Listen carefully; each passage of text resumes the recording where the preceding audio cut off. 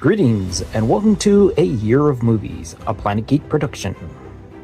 For this project, we are using the Ivan Walters reference book of 365 films to watch on the day they happened. Each day, we watch a movie associated with the date we are watching it on.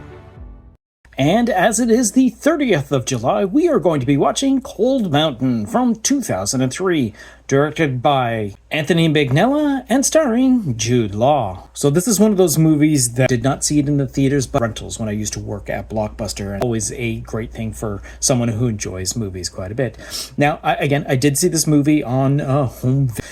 However, that probably would have been the only time that I'd seen this movie. So technically, this would be only my second 20 some odd years between views. Now, that being said, like I had already mentioned, not only does this movie star Jude Law, but it also stars Nicole Kidman, Renee Zellweger, Brendan Gleeson, Philip Seymour Hoffman, Natalie Portman, and Donald Sutherland. In this classic story of love and devotion set against the backdrop of the American Civil War, a wounded Confederate soldier named W.P.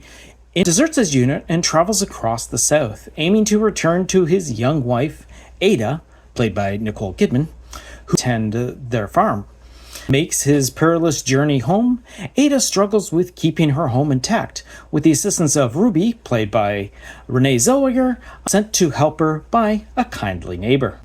Missed the fact that I did not see this on the big screen. This is kind of a really beautifully looking movie, the way it's shot and all that, setting the movie in the Civil War era, scenery to be shot. And of course, when you're dealing with a cast like we have, a very amazing treat in the acting realm. And Nicole Kidman, just wonderful all around. But it's the other supporting cast members, like your Renee Zellweger and Philip Seymour Hoffman, too, in a period piece is always fun. Like a couple of days ago when I saw a Donald Sutherland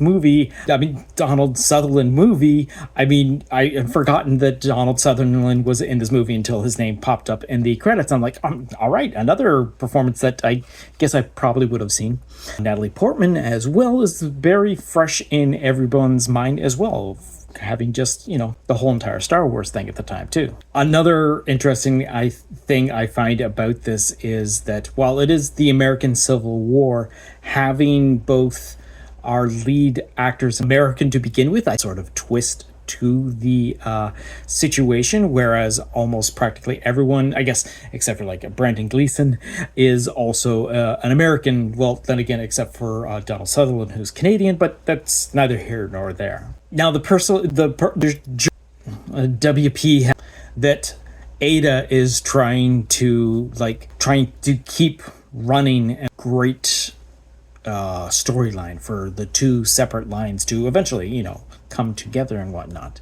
The movie does jump a little bit in the timeline, where detonate a bomb under the Confederate lines in Pittsburgh, and this happens like 1 hour into this 2 hour and 34-minute film. And when it came to the Academy Awards for that particular season, it ended up winning for Best Supporting Actress for Renee Zellweger, and got nominated for Best Actor for Jude Law, Best Cinematography, Best Editing, Best Original Score, and Best Original Song. And on that note, we're going to wrap up this particular episode and look off into the future to see what we're going to be watching for tomorrow, which is the 31st of July, and that is The Last Emperor from 1987. So until next time, go see a movie.